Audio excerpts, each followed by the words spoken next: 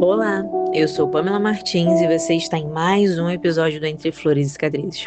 Hoje eu quero te fazer uma pergunta que talvez seja uma das mais difíceis na jornada cristã. E se Deus te pedir tudo? E quando eu digo tudo, eu não estou falando de bens materiais. Eu estou falando daquilo que você mais ama, daquilo que você chamou de sonho, daquilo que você acreditava ser indispensável para ser feliz, daquilo que você jurava que nunca perderia. Ainda assim, você continuaria dizendo sim? Porque é fácil confiar em Deus quando Ele está entregando aquilo que desejamos. É fácil cantar sobre rendição quando nada está sendo exigido de nós. É fácil dizer que Ele é suficiente enquanto continuamos segurando as rédeas da própria vida. Mas a verdadeira entrega começa quando Deus toca exatamente naquilo que nunca quisemos colocar sobre o altar. Abraão viveu isso quando Deus lhe pediu Isaque. Esther viveu isso quando precisou arriscar a própria vida em prol do povo. Paulo viveu isso quando trocou o prestígio por perseguição. E Jesus viveu isso no Getsêmani quando disse: Pai, se possível, passa de mim este cálice. Contudo, que não seja feita a minha vontade, mas a tua. Todos eles tiveram algo em comum. Precisaram escolher entre aquilo que amavam e aquele que amavam acima de tudo. E durante muito tempo, eu achei que a maior prova da minha fé seria aprender a esperar, mas descobri que eu estava errada. A maior prova da minha fé foi aprender a entregar, porque esperar ainda nos permite imaginar cenários, fazer planos e acreditar que de alguma forma ainda teremos algum controle sobre o resultado. Mas entregar é diferente. Entregar é abrir as mãos, é permitir que Deus faça aquilo que Ele quiser, mesmo que isso signifique perder algo que gostaríamos muito de manter. E foi exatamente aí que Deus começou a trabalhar em mim. Ele não começou mexendo nos meus sonhos, ele começou mexendo na minha identidade. Porque durante muitos anos eu procurei em pessoas aquilo que eu só poderia encontrar nele. Procurei pertencimento, procurei validação, procurei segurança, procurei amor, como se alguém pudesse finalmente preencher todos os vazios que eu carregava. Mas ninguém consegue sustentar um lugar que pertence a Deus. E todas as vezes que colocamos uma pessoa nesse lugar, mais cedo ou mais tarde a estrutura desaba.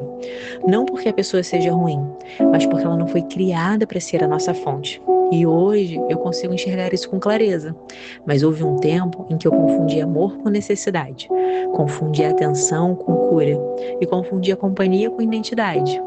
E Deus, em sua misericórdia, começou a confrontar tudo isso, não de uma vez, mas camada por camada, como um pai amoroso, que sabe exatamente quais estruturas precisam ser removidas antes de iniciar uma reconstrução.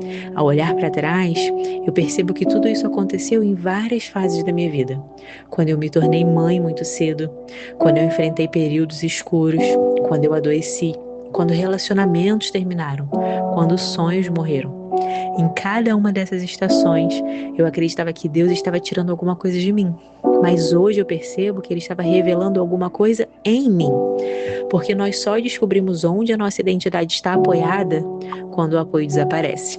E houve uma estação em que Deus removeu pouco a pouco tudo aquilo que eu chamava de segurança. Pessoas, planos, expectativas, versões de mim mesma.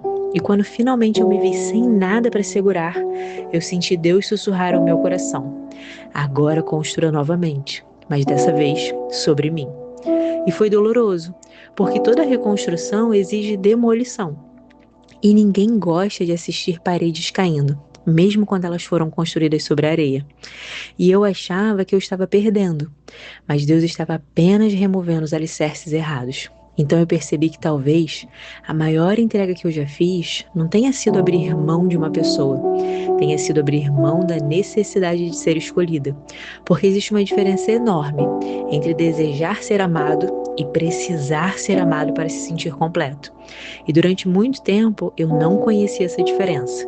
Eu dizia que queria um relacionamento, mas no fundo, muitas vezes, eu queria confirmação, queria pertencimento, queria alguém que me convencesse de que eu era suficiente. Até que Deus começou a me ensinar uma verdade desconfortável. Enquanto eu precisasse que alguém me escolhesse para validar quem eu sou, eu jamais seria verdadeiramente livre. Foi por isso que ele começou a me chamar para um lugar de renúncia, não apenas de relacionamentos, mas de dependências emocionais, não apenas de pessoas, mas da necessidade que eu tinha delas. E recentemente eu tomei uma decisão que talvez muita gente não compreenda. Eu decidi separar um tempo da minha vida exclusivamente para Deus. Um tempo de santidade, de silêncio, de castidade, de cura e de alinhamento. Não porque eu tenha desistido do amor, mas porque eu me recusei a continuar buscando Ele de forma errada.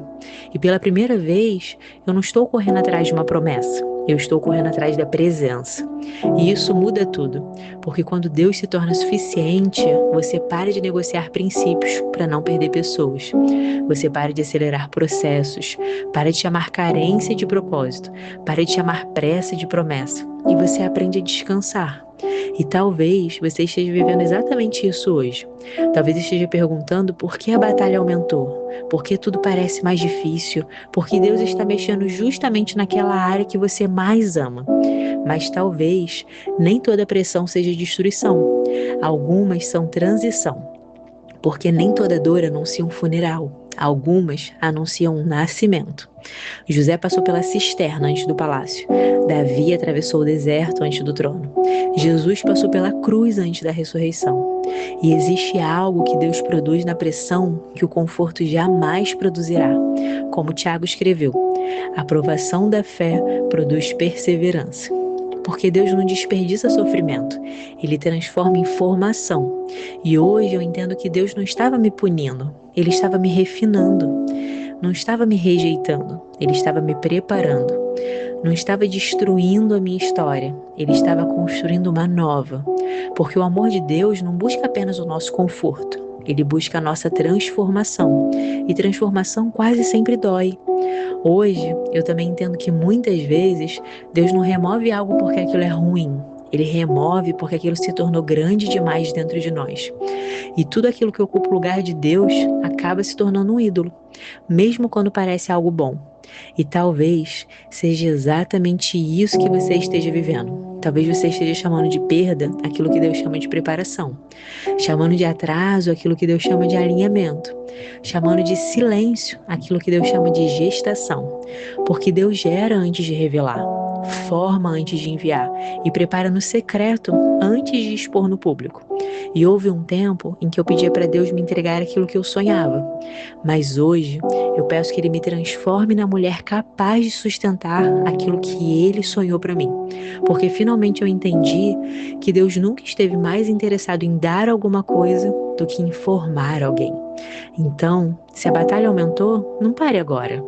Ore mais um pouco, creia mais um pouco, permaneça mais um pouco, continue obedecendo, continue confiando, mesmo sem respostas, mesmo sem entender, porque talvez as dores tenham aumentado não porque você está morrendo, mas porque algo dentro de você está prestes a nascer. Uma fé mais madura, uma identidade mais firme, uma dependência mais profunda, uma intimidade mais verdadeira, uma mulher ou um homem que já não precisa ser escolhido para saber quem é, que já não corre atrás de promessas porque finalmente encontrou a presença. E talvez Deus não esteja destruindo a sua vida. Talvez Ele esteja destruindo apenas aquilo que não poderá entrar na próxima estação. Porque existem versões de nós que sobrevivem ao deserto, mas não conseguem habitar a terra prometida. E quando Deus ama profundamente alguém, Ele não permite que essa pessoa carregue para o futuro aquilo que pertence ao passado. E talvez, quando você olhar para trás, descubra que quando Deus pediu tudo, Ele nunca esteve tentando tirar algo de você. Ele estava abrindo espaço para te entregar algo infinitamente maior, Ele mesmo. Como Paulo escreveu em Filipenses 3, no verso 7. Mas o que para mim era lucro, isto comecei a considerar perda por causa de Cristo. E antes de encerrarmos, eu quero deixar uma pergunta para você. Existe alguma área da sua vida que você ainda insiste em manter fora do altar? Existe algum sonho, algum relacionamento, algum medo ou alguma segurança que Deus esteja te pedindo para entregar? Talvez hoje não seja um convite para perder, talvez seja um convite para confiar. E talvez exista uma liberdade que você só conhecerá quando abrir as mãos. Então, se esse episódio falou ao seu coração, talvez Deus esteja usando essas palavras para tocar exatamente a área que você tem protegido dele. Não ignore esse convite. Ore, Pergunte ao Pai o que Ele deseja formar em você nessa estação. Porque muitas vezes, a maior obra de Deus não acontece quando Ele muda as circunstâncias. Acontece quando Ele transforma o nosso coração. Então, se esse episódio abençoou você, compartilhe com alguém que também esteja vivendo um tempo de renúncia, de espera ou de reconstrução. Talvez essa pessoa só precise ouvir que Deus não está tirando algo dela, está preparando algo muito maior. E se você quiser ler mais capítulos como esse, eu te convido a acessar o meu blog, floresdascicatrizes.com. Lá existem outros textos que talvez Deus também use para falar ao seu coração. E por fim, obrigada por caminhar comigo nessa jornada de cura, transformação e fé. Que Deus te abençoe. E nós nos vemos no próximo episódio. Até lá!